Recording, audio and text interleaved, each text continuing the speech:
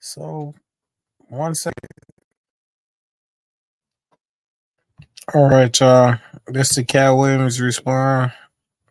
And this what Katt said. I mean, it's Kevin Hart responds to Katt Williams. Williams said. Guy Torrey did a beautiful special about the Comedy Store and Fat Tuesday, where he said that Steve and Cedric and Kevin Hart and Tiffany Haddish came through there and made... All lies. Steve and Cedric never performed at the Comedy Store at all. Tiffany was only seen at the Laugh Factory. In 15 years in Hollywood, no one in Hollywood has a memory of going to a sold-out Kevin Hart show, there being a line for him ever getting a standing ovation at any comedy club.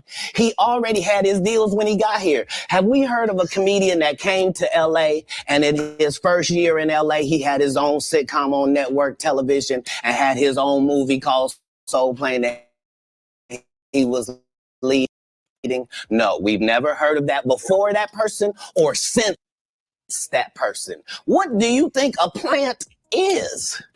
Maybe people don't understand the definitions of these words. He just did his documentary with Chris Rock where he shows you that his whole upbringing in comedy was on the East Coast. Yeah, it was. So how simultaneously was he here in Los Angeles doing the same thing? It didn't happen. It didn't happen. And I hate to seem like a petty individual for picking apart lies, but Jussie Smollett gonna keep lying until you say we don't believe you. Like, it's important in the checks and balances of the universe that liars not get to make complete narratives for themselves. Are you for a Who the fuck lying? 5-year period, every single movie that Kevin Hart did was a movie that had been on my desk, that all I had said was, just, can we take some of this step and fetch it shit out? And then I can do it. Like, it don't need to be overtly homosexual because I'm not homosexual, right? It doesn't need that to be funny, right? And me saying that and them going, oh yeah, no problem. And then going to give it to this other guy and having him do it just like it was and acting like I'm a bad person because I keep standing on my standard. But yeah, it's interesting, but I wouldn't change it for the world. Like, again, I'm... Okay, so in response to that, Kevin Hart responds by posting his movie trailer and using it like this.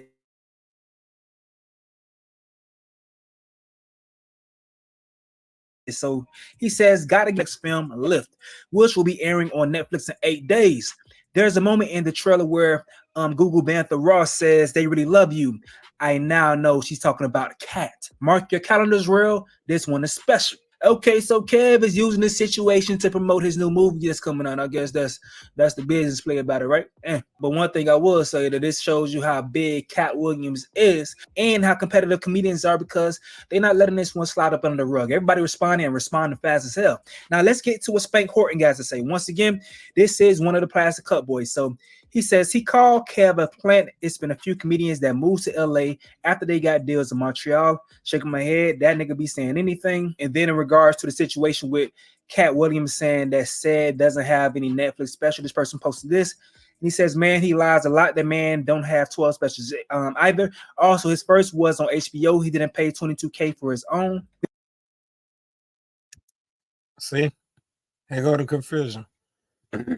Okay, say he paid $22K for his first special, but then Spank just said he ain't paid 22 shit. HBO gave him his shit. And they was on his tour that he's saying he didn't go with him, and he's saying he did go. He calling Kevin Hart a plant. What the hell is going on, y'all? Help me. This person says the only time I've seen Katt live is when Kev was on tour with them at a Tower Theater. It was Kev's first big show back in Philly. Calling him a plant now is wild. And Spank replies saying he lied on there, saying he never toured with them. It was Kev, Katt, Tracy Morgan, JB Smooth, and a couple others on tour together. Spank also said he comes back every 3 to 5 years to talk about the same shit. So instead of telling the truth, you want to lie about the movies that hit your desk first. LOL, what homosexual role did Kev do in the 5 movies? You couldn't leave the country to do Fool's Gold in Australia, so the role got passed to Kev. And it's a lot more things that Spank is saying on his Twitter. Y'all can go ahead and check it out over there. But those are the most notable things that I wanted to share with you guys. But just to go ahead and bring up some things from the past with Kevin Hart speaking more in length on his situation. You know, this little comedy beef with Katt Williams. This is some audio from a few years ago with Kevin Hart speaking on Katt Williams on The Breakfast Club. My frustration with Katt Williams comes from you keep pointing at Hollywood. Hollywood this, the white man, this, and this. When do you take responsibility for your actions? You had the shot. Katt was in that position at one point. You were the guy. Yeah. You were set up to be the star. You didn't show up to work. You fucked off promo shoots. You fucked off your promo fucking trips that they had set up for you. You became a risk to the studios, which is why the studios stopped fucking with you. Why was he a risk? He chose drugs. Oh. Here we Take go. responsibility. He said he chose drugs, and Katt said he don't do drugs. Is it weed? This what we talking about, Kevin? I don't know, man. For what you chose and say, you know what? I got to fix me, and I'm going to come back and I'm going to stand up for comedy. Mm-hmm. So when you say Tiffany Haddish doesn't deserve or isn't really a comedian, and these other women have worked hard, which they have. Shouts out to Melanie Camacho. Shouts out to Lunel. Shouts out to Leslie Jones, who are all underneath the umbrella of Katt Williams. Katt Williams, have you ever used your platform to fucking bring the people that were under you up? You haven't. So because you haven't, don't shit on those that now are. I've used my platform.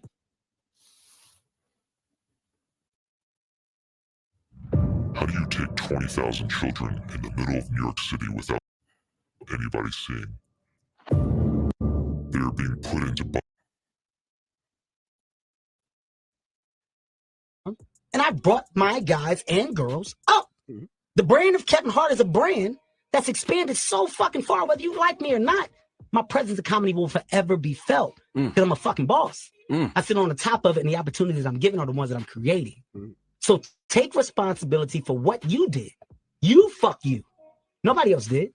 You don't hear Chris Rock, Dave Chappelle, the Kings of Comedy, Seinfeld. You don't hear George Lopez, Eddie Griffin. You don't hear fucking who else can I go down the road of other comedians? Steve Martin, Martin Short. You don't hear the guys that got on top and that made it by doing what they love complain about the people that are coming under them. The reason why is because they're happy with themselves. Don't blame everybody else for your shit. Don't shit on my sister Light because you're not happy with your shit. This shit is earned. It's not given. I don't give a fuck if you're a Tiffany Haddish fan or not. It's earned. Tiffany Haddish got years in the game. It's not an accident that Tiffany Haddish got an opportunity to star in a movie. It's not an accident that that character popped in the movie. All right, so y'all gotta let me know what y'all think about all this in the comment section below. All right, y'all. That's that. We gonna end it here, man. I'm gonna be back with Cedric the Entertainer shit. I'm done with this one for the night. I gotta go edit and some other shit. So it's your boy Moolah. This week after that 5 podcast. We'll be back with another one. I'm out. Bow. Bow, bow, bow, bow.